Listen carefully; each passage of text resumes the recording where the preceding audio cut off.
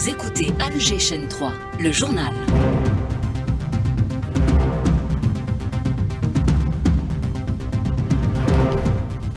Fazia, bonjour. Bonjour Hadjar, mesdames, messieurs, bonjour. Le général d'armée, chef d'état-major de l'ANP, transmet les félicitations du président de la République aux cadets de la nation, meilleur lauréat au bac et BEM 2025. Saïd Chingriha a présidé une cérémonie organisée en leur honneur. Plus de 6700 détenus ont décroché leur examen. Le ministre de la Justice salue l'engagement du personnel pénitentiaire. L'Algérie rejoint officiellement le PAPS, le système panafricain de paiement et de règlement, un dispositif qui va faciliter les échanges commerciaux entre les pays du continent. Production de ciment vert, l'Algérie œuvre à réduire son impact environnemental tout en renforçant la compétitivité de son économie. À Gaza, la crise humanitaire atteint des proportions alarmantes. La famine a fait près de 170 martyrs et dont 93 enfants. La communauté internationale est appelée à agir en urgence. Nous irons à la rencontre de la descendante du propriétaire de la villa Abdeltaïf, un lieu mythique qui a de tout temps inspiré les artistes. Et puis sport football, championnat d'Afrique des Nations, la sélection A-Prime est à Kampala, premier match demain lundi face au pays hôte, l'Ouganda. Et en basketball, l'Algérie, champion arabe en titre, s'est imposé hier lors de son dernier match de la compétition face à l'Égypte, 78-70. Les cadets et les cadettes de la nation qui se sont distingués lors des examens du baccalauréat et BEM 2025 ont eu droit à une cérémonie organisée en leur honneur. L'occasion pour le général d'armée, chef d'état-major de l'ANP, de mettre en avant l'excellence, l'effort et la discipline qui ont marqué l'année scolaire. Saïd Chingriha a également transmis les félicitations du président de la République. On l'écoute. Il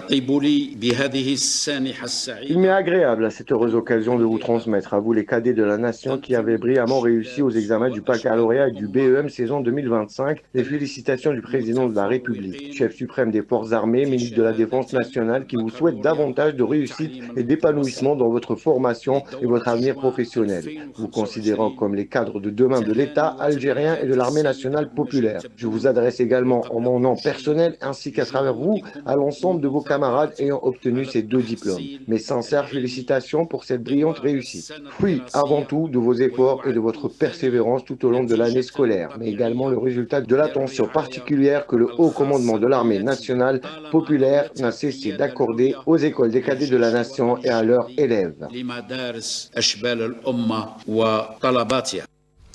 Mention spéciale aux cadettes qui ont une fois de plus atteint un taux de réussite de 100%. Saïd Chingriha n'a pas manqué de le relever.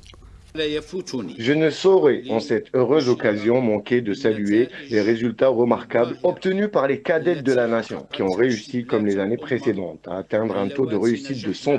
Elles ont, une fois de plus, démontré une forte volonté de réussir, une détermination inébranlable à exceller et à se distinguer. À ce titre, je suis heureux de leur adresser mes plus sincères félicitations, encouragements, les invitant à poursuivre avec le sérieux la voie de la réussite et de l'excellence, tout en gardant à l'esprit que le haut commandement de l'armée nationale populaire veille avec une attention toute particulière à les encourager en mettant à leur disposition tous les moyens nécessaires à la réussite, à l'excellence, à la créativité ainsi qu'à l'élévation scientifique et professionnelle. Les établissements pénitentiaires ont eux aussi eu leur lauréat aux examens de fin d'année, plus de 4000 au baccalauréat et plus de 2000 au BEM. Ils ont eux aussi eu droit à une cérémonie de distinction. L'occasion pour le ministre de la Justice, garde des Sceaux, de saluer l'engagement du personnel pénitentiaire qui a rendu possible ces résultats. Smaïl Mimoudi. Le ministre de la Justice a souligné que l'éducation, la formation professionnelle, les activités sportives et culturelles occupent une place importante dans le travail des établissements pénitentiaires. Des événements pareils permettent, en plus d'honorer les détenus qui ont réussi aux examens, de récompenser également les efforts déployés par le personnel pénitentiaire et les partenaires tels que le ministère de l'Éducation nationale. Lotfi Boudjma, ministre de la Justice. Ces examens et ces résultats constitue un succès de toute une année scolaire pour les détenus des établissements pénitentiaires au nombre de 56 centres répartis dans tout le pays. Des examens supervisés et organisés par le ministère de l'Éducation nationale. Ces résultats obtenus mettent clairement en évidence les fruits de la politique de réinsertion sociale adoptée par l'État dans le but de réintégrer ces détenus dans la société et de leur permettre de commencer une nouvelle page dans leur vie sociale. Nous nous sommes rapprochés de quelques détenus lauréats au baccalauréat. المؤسسه وفرت لنا الاساتذه وفروا لنا كتب خارجيين كاع داروا لنا وقت سبيسيال غير المراجعه خرجوا لنا محابس واحد اخرين خاوتنا يعاونونا في المواد اللي ما نعرفهمش ولا اللي ناقصين فيهم كلاسيت انا الاول في تاد لو سحمت. هذا النجاح كان عن طريق تعب مده سنه كامله جبنا المعدل 16.58 ان شاء الله نكملوا القرايه كي نخرجوا. À l'occasion, le ministre de la Justice a également honoré les directeurs des établissements pénitentiaires qui ont obtenu les meilleurs résultats à ces examens au niveau national. Éducation toujours, le dépôt des dossiers d'authentification des documents scolaires se fera à compter d'aujourd'hui au niveau de l'annexe du ministère et non plus au siège du ministère. Le dépôt se fera du dimanche au jeudi de 9h à 15h. Nouvel exploit de nos étudiants à l'étranger, ils ont décroché 2 médailles d'argent et 2 en bronze ainsi qu'une mention honorable à la compétition internationale de mathématiques pour les étudiants universitaires qui s'est récemment tenue en Bulgarie. Exploit réalisé grâce aux étudiants de l'École nationale supérieure d'intelligence artificielle de Sidi Abdallah et de l'USTHB. Transport aérien, les lignes intérieures seront renforcées dans les prochains jours, annonce depuis El Oued, le premier responsable du secteur. Saïd Sayoud, accompagné du directeur général des douanes, le général-major Abdelhafid Bekouch, a indiqué que de nouvelles liaisons seront ouvertes avec une augmentation du nombre de vols, ce qui permettra de mieux répondre aux besoins des citoyens, notamment dans les régions du Sud. Le ministre a également annoncé la création d'une nouvelle compagnie intérieure et le renforcement de la flotte d'Air Algérie avec l'intégration de Tassili Airlines et l'arrivée prochaine de nouveaux avions. Des consultations sont également en cours avec les autorités locales pour définir les dessertes à développer. L'Algérie rejoint officiellement le PAPS, le système panafricain de paiement et de règlement, un dispositif qui facilite les transactions commerciales entre les pays du continent en simplifiant le paiement transfrontalier. Avec la participation de la Banque d'Algérie, le pays marque ainsi son engagement à renforcer la coopération financière et à stimuler les échanges intra-africains. L'Observatoire sahraoui pour la surveillance des ressources naturelles et la protection de l'environnement lance une série de documentaires pour dénoncer les multinationales complices du pillage par l'occupant marocain des richesses sahraouies. La présidente de l'Observatoire souligne que le premier épisode de cette série est consacré à l'entreprise française Engie qui joue un rôle central dans la mise en œuvre de projets énergétiques et d'infrastructures au Sahara occidental occupé sans le consentement du peuple sahraoui. Le cauchemar des Razaouis se poursuit. En plus des bombardements, arrestations, tortures et autres exactions, l'entité sioniste les affame. 169 d'entre eux sont tombés en martyrs à cause de la famine, parmi eux près d'une centaine d'enfants. Une situation aggravée par le blocus et les pénuries alimentaires et médicales. Raza appelle encore une fois la communauté internationale à intervenir en urgence pour mettre fin au calvaire de la population. De nouvelles frappes ont ciblé ce matin le siège du Croissant Rouge palestinien. Le bilan fait état de plusieurs martyrs et blessés et près d'une centaine de Palestiniens sont tombés en martyrs ces dernières 24 heures. La cause palestinienne engrange de nouveaux soutiens. Le président de la Finlande se dit prêt à reconnaître l'État de Palestine si son gouvernement l'y autorise. Une déclaration qui intervient alors que plusieurs pays s'orientent vers la reconnaissance de la Palestine. 7h09 sur Alger Chaîne 3. Retour chez nous. L'Algérie mise sur le ciment vert pour construire un avenir durable. Cette nouvelle orientation vise à protéger l'environnement, réduire l'empreinte carbone et dynamiser une économie nationale en pleine diversification. Rimbokadou. Le secteur du ciment entame une véritable révolution au-delà de l'impact environnemental. Cette transition vers le ciment écologique est aussi porteuse d'opportunités économiques. Ali Chakroun, secrétaire général de l'ARAL. On utilise moins donc de gisement, donc des matériaux non renouvelables, parce qu'on utilise carrément donc calcaire, de l'argile et des gisements. Le plus souvent, c'est des gisements une fois que la roche mère arrive à terme, on est obligé de carrément de changer de carrière. Donc on est carrément dans l'économique des matériaux non renouvelables. On rationalise l'utilisation de l'énergie et surtout on diminue d'une manière drastique carrément l'empreinte carbone. La production de ciment vert permet à l'Algérie de respecter ses engagements climatiques tout en renforçant sa compétitivité sur le marché international et lui permet de conquérir de nouveaux marchés. Brahim Gendouzi, économiste. Le ciment vert représente un processus qui permet d'accroître les capacités d'exportation de l'Algérie sur le marché international, d'autant plus que l'Union européenne s'apprête à introduire la taxe carbone à partir de 2027, le CBAM, et l'Algérie se prépare dès aujourd'hui pour garder ses parts de marché importantes en matière de ciment sur le marché international, particulièrement le marché européen. La décarbonation dans cette industrie est essentielle pour garder les parts de marché à l'international. Cette transition implique des retombées socio-économiques importantes, notamment à travers la création d'emplois, le développement d'un écosystème industriel local autour des matériaux alternatifs et la stimulation de l'innovation au sein des entreprises. Protection des données personnelles. Les entreprises publiques et privées sont invitées à intégrer une politique de protection de ces données sur leur site web afin de renforcer le principe de transparence et garantir le respect du droit des personnes à la protection de leurs données. Samia Aloun.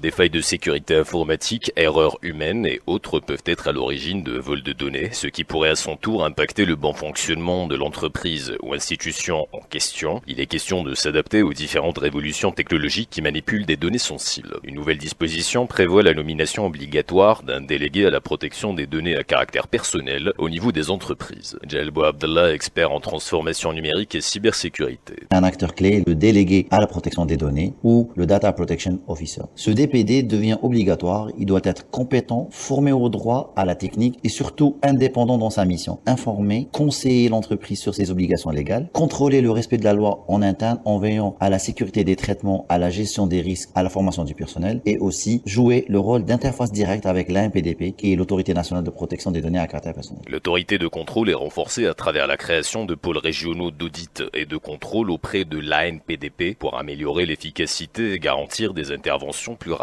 Erdogan Benzeroug, expert judiciaire spécialisé en informatique. Ces structures déconcentrées permettent d'étendre le champ d'action de l'autorité sur l'ensemble du territoire national. Le contrôle exercé par ces pôles vise à s'assurer du respect des dispositions légales et réglementaires en matière de protection de données, tandis que les missions d'audit consistent en une évaluation approfondie des dispositions de conformité mises en place par les responsables de traitement et les sous-traitants. Des articles de loi pour à la fois protéger les données à caractère personnel, mais aussi pour pousser les entreprises et institutions à s'adapter aux nouveaux défis liés au numérique en s'assurant d'une protection optimale des données. Du sport avec tout d'abord le basketball. La sélection nationale messieurs déjà sacrés champions arabes s'est imposée hier face à l'Égypte 78-70 pour le compte de la dernière journée de la compétition.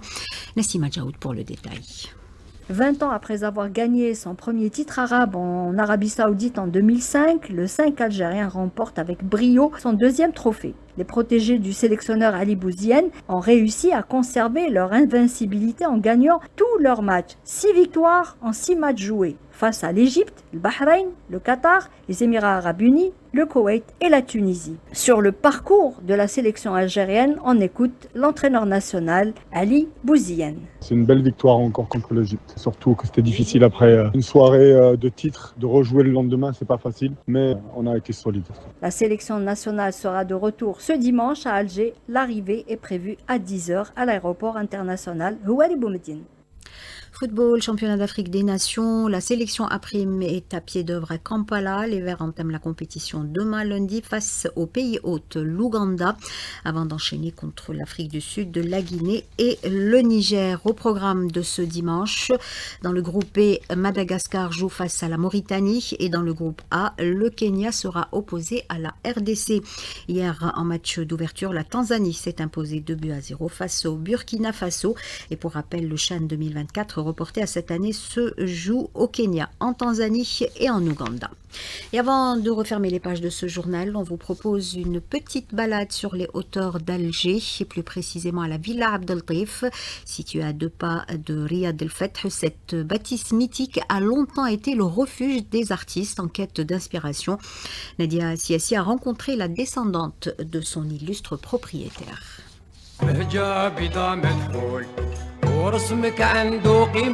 Mounji Abdeltif est auteur, architecte, artiste plasticienne connu pour son travail sur Dar Abdeltif, un lieu patrimonial d'Alger et surtout pour son ouvrage Dar Jazaïr, poétique d'un lieu qui explore l'architecture de ce lieu. Il était relativement urgent de sortir un livre sur ce patrimoine national classé qui est Dar Abdeltif. Ça donnerait peut-être envie de découvrir d'autres diars qui sont complètement méconnus. Elle est pour le moment représentative d'une histoire, d'une qualité architecturale hors norme. Dans la ville Abdeltif, il y a une fraîcheur inexplicable. Il y a les murs qui sont très épais et la brique assez particulière. En fait, les murs sont alvéolés, ils ne sont pas durs, ils sont pleins de vide. Et c'est ça qui fait que la chaleur est emmagasinée et il y a libération d'une fraîcheur pendant la journée. Plus son emplacement. Elle est orientée nord, donc elle ne subit pas le rayonnement solaire de l'été. Elle récupère la brise marine qui lui vient en face grâce à la présence de la baie et de la mer. Quelle est la symbolique de la villa Abdeltif? Toutes les Diar al-Fars qui lui ressemblent, elles ont toutes ce point commun, c'est qu'elles sont situées dans les djinnan. Donc on peut dire que le Fars d'Alger, c'est un réseau de djinayn. Elles sont ouvertes sur le djinan, mais elles ont quand même leur ousteddar. La terrasse qui domine la baie d'Alger et qui regarde la Médina, c'est un des espaces les plus agréables, surtout la nuit. 100% des espaces sont favorables à la vie de qualité en été. Maintenant, pour le côté sentimental, mon ancêtre l'a acheté en 1795 et il y a vécu avec sa famille jusqu'à 1830. Je suis obligée d'avouer qu'il y a une émotion. Mounji Abdeltif prépare un troisième ouvrage pour montrer d'autres facettes de l'histoire et l'architecture de la villa Abdeltif.